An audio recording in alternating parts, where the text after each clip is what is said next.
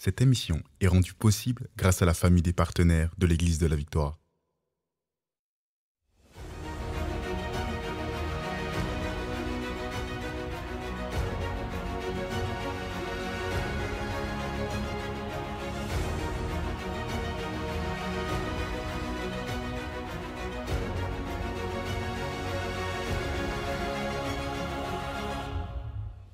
Bonjour tout le monde, ici le pasteur Joel Spinks. Bienvenue à l'émission Parole de foi. Aujourd'hui, on poursuit dans une étude biblique sur le rejet et comment on peut recevoir notre guérison dans le nom de Jésus. J'espère que vous n'avez pas raté l'émission de lundi, de mardi. Si c'est le cas, je vais vous inviter à visiter le site web de l'Église de la Victoire ou la chaîne YouTube de l'Église de la Victoire pour découvrir les 2 premières émissions. J'ai établi une fondation hyper importante, vraiment des choses essentielles que vous devez absolument comprendre concernant cet esprit de rejet qu'on peut tous vivre à un certain moment dans notre vie. Ce qu'on va faire aujourd'hui, on va lire un texte clé vraiment pour toute cette série, mais aussi je veux vous inviter à ouvrir votre cœur vraiment à ce que l'Esprit de Dieu se révèle à vous. Vous savez, des fois, on peut être engagé dans un service, on peut s'imaginer tout va bien. Par exemple, dans l'Église, je peux m'imaginer tout va bien, voilà, je fais telle ou telle chose, j'aide des personnes, je prie pour des personnes et je vois vraiment des personnes être libérées, mais sans réaliser qu'on a peut-être des choses dans notre vie, des choses qui ont besoin d'être déracinées de nos cœurs pour vraiment vivre une pleine liberté. Donc, aujourd'hui, je crois, et toute cette semaine, c'est tellement, tellement important de prendre ce temps. Parce que vous savez, dans mon expérience chrétienne, moi, ça fait plusieurs années que je suis chrétien. J'ai été élevé chrétiennement et j'ai vu des personnes dans l'Église et même dans le leadership à l'Église. J'ai vu des personnes qui souffraient d'un esprit de rejet. Il y a tellement de conséquences dans la vie de la personne et même dans l'entourage. Donc, on ne veut pas vivre avec ça. On veut être libéré parce que c'est ça le cœur de Dieu pour nous tous. Amen. Donc, c'est une série tellement importante et je veux vous encourager, partager, inviter vos amis à suivre cette série. Père éternel, on veut juste prier maintenant. On veut remettre cette émission entre tes mains. On te remercie, Seigneur, pour ton esprit qui est à l'œuvre, qui travaille maintenant dans les cœurs, qui transforme des vies. Alléluia. Merci, Seigneur Dieu. On a prié dans le précieux nom de Jésus. Amen et Amen. Gloire à Dieu. Et je vais vous rappeler, allez chercher un stylo et un carnet pour prendre des notes, pour écrire les versets bibliques qui vont vous aider à aller à un autre niveau dans votre vie. Ce qu'on a vu, en fait, dès la première émission, on a lu le psaume 42 au verset 6 dans la version second 21. « Pourquoi être abattu, mon âme, et gémir en moi?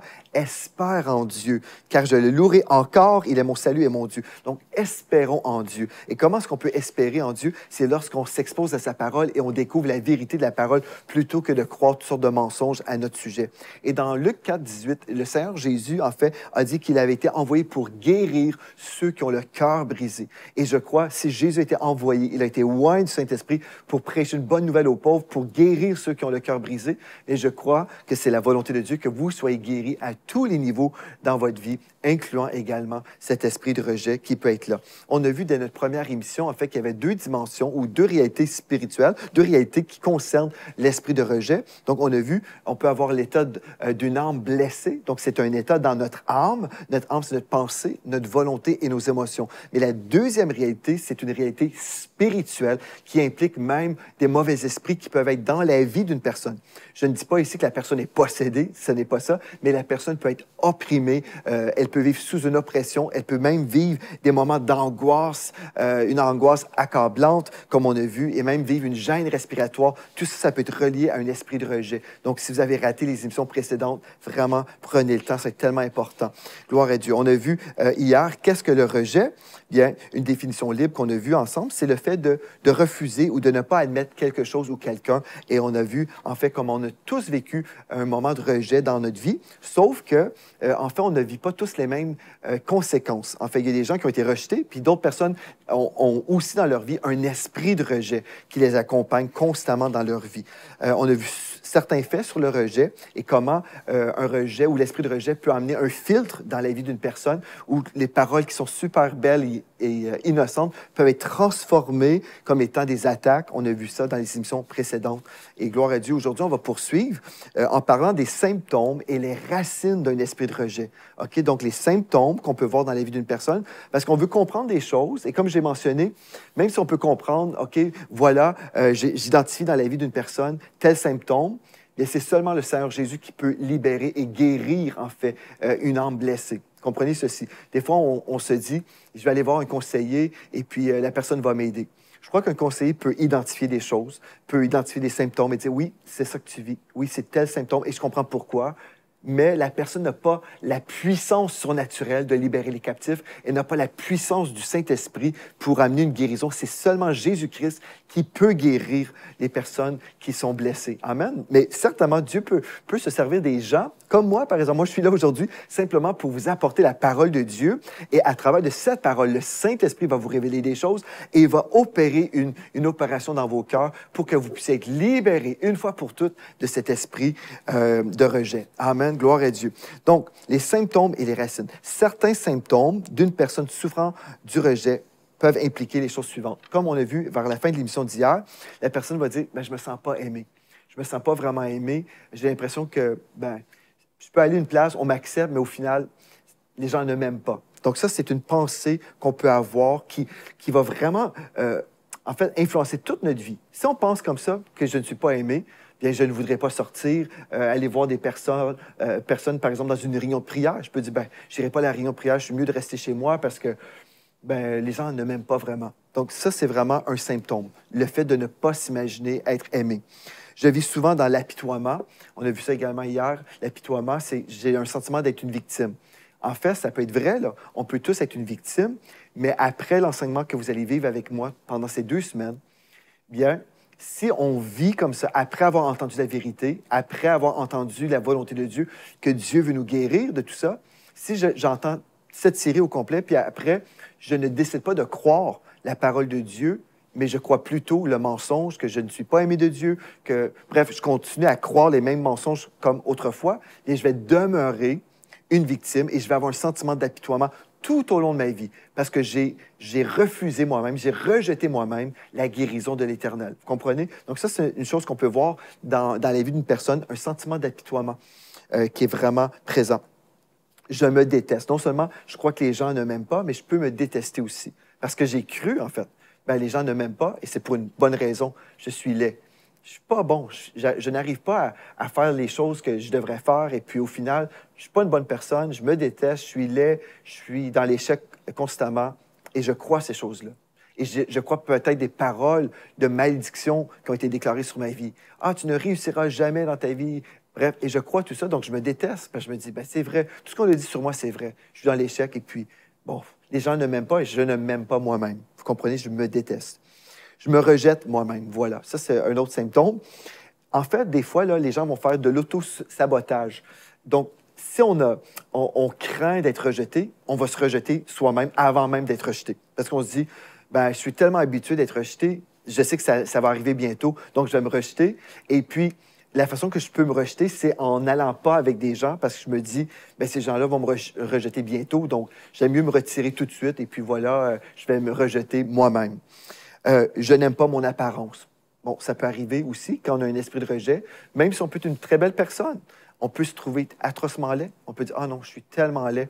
Et on ne réalise pas la beauté que Dieu a créée.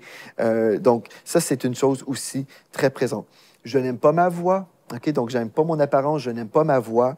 J'ai l'impression que je ne suis pas accepté. J'ai l'impression que je ne suis pas à ma place.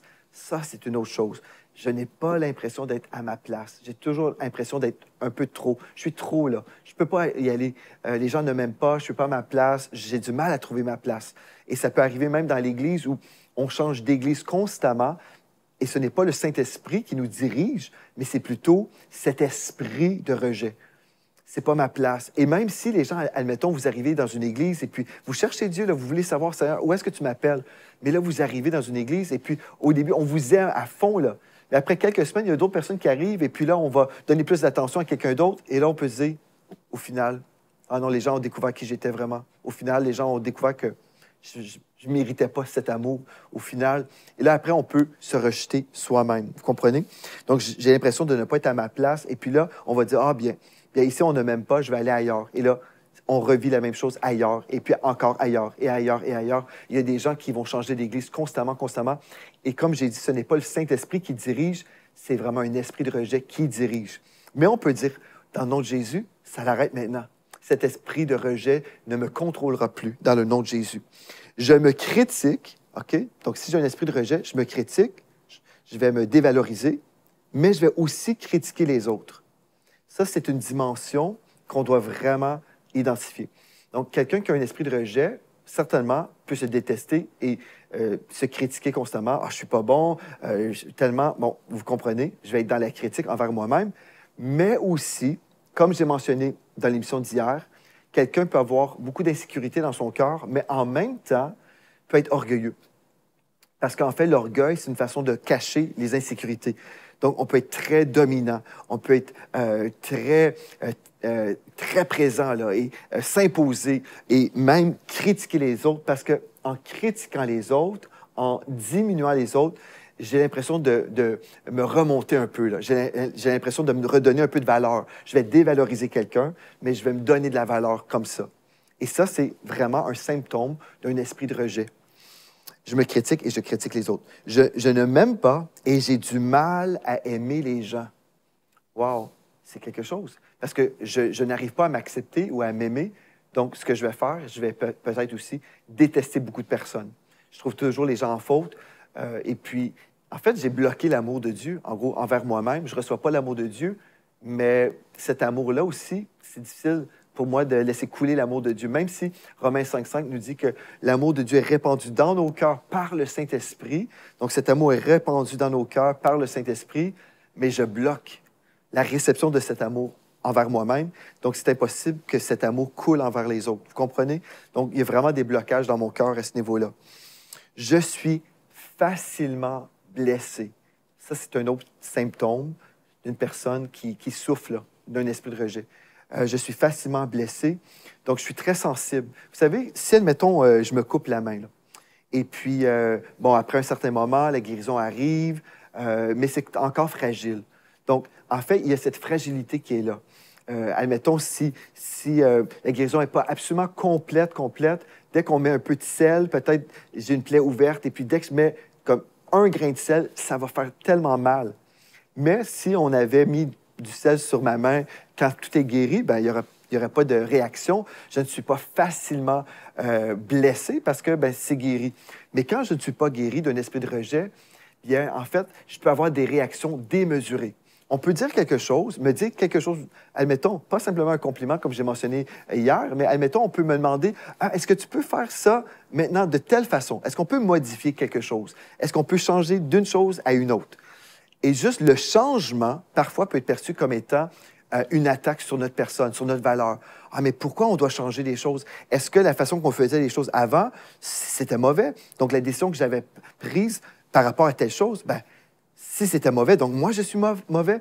Et puis, puisque je suis mauvais, bien, au final, je ne vais pas faire la prochaine chose, là. Voyez-vous? Donc, c'est vraiment le filtre de cette blessure qui crée en moi toutes sortes de réactions démesurées. Et là, je peux même commencer à vivre des émotions externes. Je peux commencer à pleurer. Je peux commencer à vivre beaucoup, beaucoup d'émotions. Et au final, la personne qui est témoin ne comprend rien, là. La personne peut dire, bien, je voulais juste qu'on change de telle chose à telle chose. Je voulais qu'on change telle activité et qu'on modifie l'activité pour une nouvelle activité. Ou, bref, en fait, des fois, les gens ont fusionné leur identité avec une activité ou avec une situation. Je pourrais illustrer de toutes sortes de façons, mais en gros, juste une parole où il y a une réaction comme ça tellement démesurée, on peut voir, OK, il y a quelque chose de plus profond qu'un changement ici ou qu'une parole de direction. Vous comprenez? Donc, on va dire, mais pourquoi il y a autant d'intensité dans cette situation-là? Est-ce qu'il y a un esprit de rejet? OK. Donc, je suis facilement blessé, ou le mot qu'on pourrait employer, c'est être susceptible. Très fragile. On me dit quelque chose, que ce soit une belle parole ou peut-être une parole juste de changement, d'une correction. La correction, des fois, pour une personne qui souffre d'un esprit de rejet, ce n'est pas une correction pour une personne qui ne... C'est pas comme une correction qu'on donnerait à quelqu'un d'autre qui n'a pas cet esprit de rejet-là. Parce que la signification qu'on a donnée à cette correction, c'est quelque chose qui est amplifié 1000 fois par ce filtre. Une correction, je ne sais pas, je vais utiliser une situation tellement ridicule. Donc, au lieu d'écrire avec un stylo, avec l'encre noire, je vais dire, bien, on va utiliser l'encre bleue pour tel projet. OK? Donc, je vais donner ça. Dorénavant, on va prendre de l'encre bleue. Et la personne peut dire, ah ben, je comprends pas, là. Je comprends pas parce que ça fait des années qu'on prend de l'encre noire dans tous nos documents, mais pourquoi il faut changer? Pourquoi il faut changer, là? Telle personne vient d'arriver dans l'équipe, c'est elle qui voulait qu'on me prenne de l'encre bleue. C'est elle. Donc, on veut croire elle plutôt que ce que j'ai fait pendant des années. Et là, est-ce que ce que j'ai fait pendant des années, ça ne vaut rien? Et puis là, on commence à amplifier une situation qui est neutre, quelque chose qui est totalement différent. Et au final, on pourrait demander à la personne qui donne la direction, mais pourquoi on doit changer de l'encre noire à l'encre bleue? Ben, c'est parce que j'aime mieux ça, le bleu, dorénavant. Ça peut être juste, ah, je veux de l'encre bleue, c'est tout. Je trouve que ça soit un petit peu plus coloré. Ça peut être aussi simple que ça, mais pour la personne qui souffre d'un esprit de rejet, on donne un sens à des choses qui n'ont pas de sens. On interprète des choses, on rajoute des choses. Et ce n'est pas simplement comme un état d'une âme blessée, c'est spirituel. C'est là où il peut y avoir des esprits de mensonges qui sont sur une personne, une oppression, et la personne ne réfléchit pas selon Dieu, certainement pas, et ne réfléchit pas selon la raison. C'est vraiment démesuré. C'est démesuré, là. Et on va être libéré de ça. Amen. Gloire à Dieu. Si vous dites, ah, Pasteur Joël, je pense que tu parles de moi, là, j'ai l'impression que c'est ça que je vis depuis des années. Et si c'est vous, j'aimerais vous dire, Dieu vous aime, Jésus vous aime, et je ne suis pas là pour vous juger. Je ne suis pas là du tout pour vous juger, pour vous écraser. Je suis là pour vous aider. Si le Saint-Esprit vous révèle des choses, je vous parle d'encre bleue et d'encre noire, là, mais ça peut être autre chose, évidemment. Mais si vous voyez, c'est un pattern, c'est un cycle, des cycles dans votre vie, ça revient constamment. Arrêtez-vous et dites-vous, c'est soit que j'arrête cette émission tout de suite ou je m'expose encore et j'écoute et je réalise que j'ai besoin de guérir, j'ai besoin d'être libéré. Je ne veux pas subir ça toute ma vie. Si vous avez 40 ans, admettons, et ça fait 40 ans que vous vivez dans ce genre de réaction-là, bien, pourquoi ne pas vivre un autre 40 ans libéré, dans la joie? Ça peut vous prendre 2 semaines d'écoute et peut-être après ces 2 semaines-là, vous allez dire, je vais réécouter Pasteur Joël parce que je veux tellement être ancré dans cette parole de vérité. Ça peut prendre du temps. Être transformé par le renouvellement de l'intelligence, ça prend le temps qu'on a besoin pour être transformé, pour croire la parole, pour recevoir. Mais si on réalise, OK, ça c'est vraiment moi, bien on peut changer. Pas par nous-mêmes, mais on peut changer par le Seigneur Jésus-Christ qui va faire ce miracle dans nos cœurs. Mais ça prend notre volonté. Ça prend notre volonté. Premièrement, la volonté commence en écoutant une émission de TV comme ça. Une émission, parole de foi, vous avez pris la décision. Moi, je me laisse transformer par la parole. Gloire à Dieu. Donc, je suis facilement blessé. Je blesse et je rejette souvent les gens. En fait, frères et sœurs, la réalité, là, c'est que si je ne reçois pas ma guérison, bien, je suis blessé. Et celui qui est blessé blesse souvent les autres. Celui qui est blessé, qui n'a pas reçu sa guérison, va souvent blesser les autres aussi. Vous comprenez? C'est tellement important. Ce n'est pas juste important pour vous, mais c'est important pour les personnes que vous côtoyez.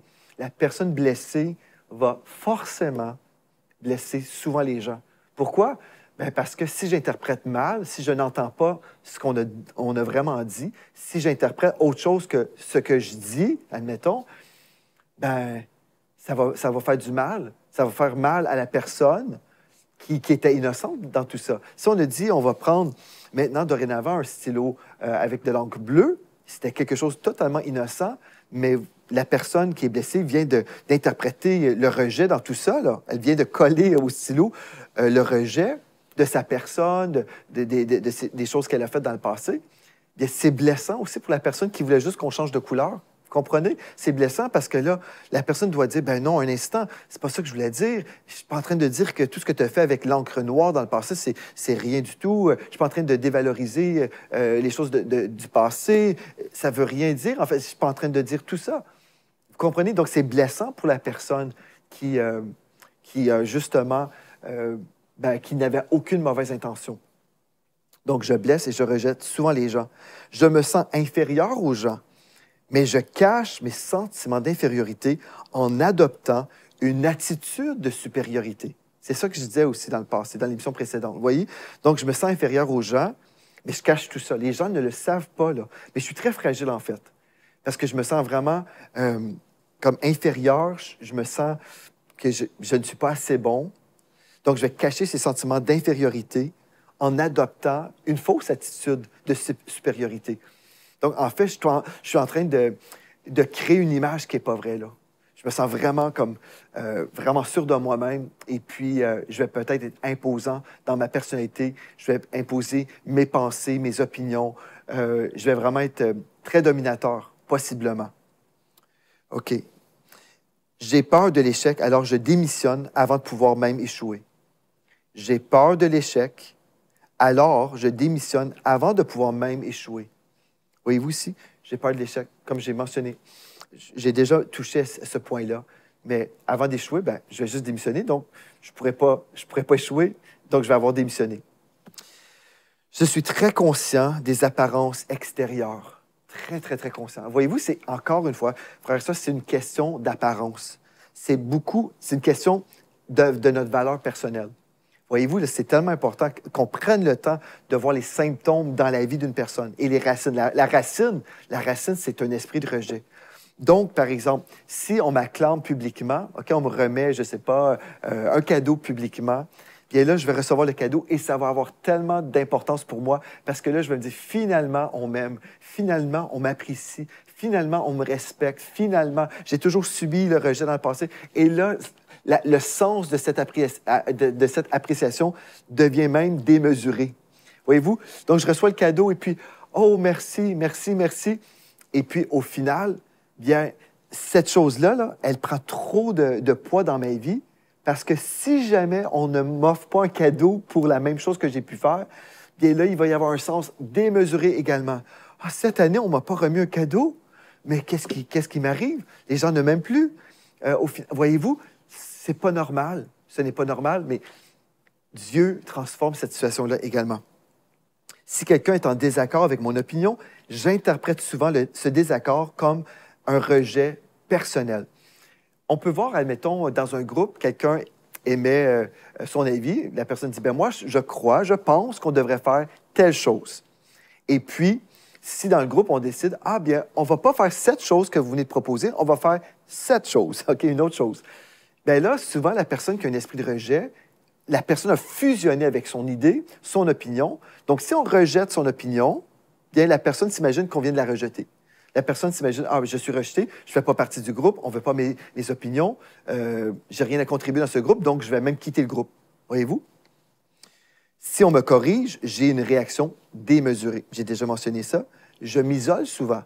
Bien, en fait, c'est une réaction normale. Si je pense que les gens me rejettent, les gens ne m'aiment pas, je vais m'isoler pour me protéger, pour ne pas subir encore d'autres blessures. Je me cache dans une implication ou dans un travail. Ça, c'est vrai. Donc, je ne me sens pas aimé, mais je vais me cacher, en fait, dans toutes sortes d'activités. Je vais faire des choses. Je vais être actif pour ne pas m'arrêter et pour ne pas faire face à ma réalité. Donc, je suis dans l'activisme. Je n'aime pas me retrouver dans un groupe d'adultes, alors je me réfugie souvent avec les enfants ou en étant seul dans un coin. Donc, je vais me réfugier dans un coin, admettons dans une fête, OK? Vous êtes dans une célébration. Des fois, vous allez voir une personne s'asseoir avec des enfants, OK, dans un lieu public, là, dans une fête, mais elle ne veut pas côtoyer des adultes parce que les adultes, bien, on a l'impression que les adultes me rejettent toujours, mais les enfants, en temps normal, bien, les enfants m'acceptent. Donc, on va se mettre dans un lieu de sécurité. Vous comprenez? Donc, ça, c'est mon lieu de sécurité où je vais m'isoler totalement. Il y a un party qui arrive, là, bien, qui se passe plutôt. Il y a un party, les gens sont ensemble, et puis les gens mangent du gâteau, je ne sais pas trop. Les gens ont vraiment le cœur dans l'affaire, et puis il y a une personne toute seule, éloignée, isolée. La personne ne célèbre pas avec le groupe. La personne pense, je suis rejeté, personne ne m'aime, je ne suis pas digne de manger du gâteau. Je suis perfectionniste et colérique. Perfectionniste et colérique. Vous avez dit, ben, c'est bon d'être perfectionniste, Pasteur Joël.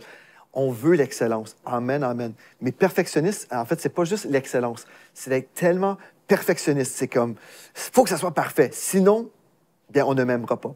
Voyez-vous, il y a un sens supérieur ici. Je suis souvent découragé et déprimé. Je suis souvent de mauvaise humeur. Je boude. J'entretiens des relations mauvaises et dangereuses. Je cherche à devenir quelqu'un voulant obtenir un poste particulier, espérant qu'il me procurera un sentiment de valeur. Bref, voilà les symptômes. On va revoir rapidement dans notre prochaine émission les derniers points. Mais en gros, on voit ici aujourd'hui des symptômes et les racines, en fait, de cet esprit qui détruit des vies aujourd'hui. Mais dans le nom de Jésus, on reçoit notre délivrance et notre guérison de l'esprit de rejet. On poursuit demain dans cette étude biblique. Et d'ici à demain, rappelez-vous de ceci, en Jésus, vous êtes richement bénis. Vous êtes bénis par les messages révolutionnaires de l'Église de la Victoire. Prenez part à cette œuvre qui transforme des milliers de foyers en visitant dès aujourd'hui semé.ca. Devenez un partenaire mensuel ou un bâtisseur ou paramétrez vos dons de façon automatique en toute discrétion et sécurité. 100% de ce que vous semez sert à annoncer l'Évangile. Merci de croire avec nous. semé.ca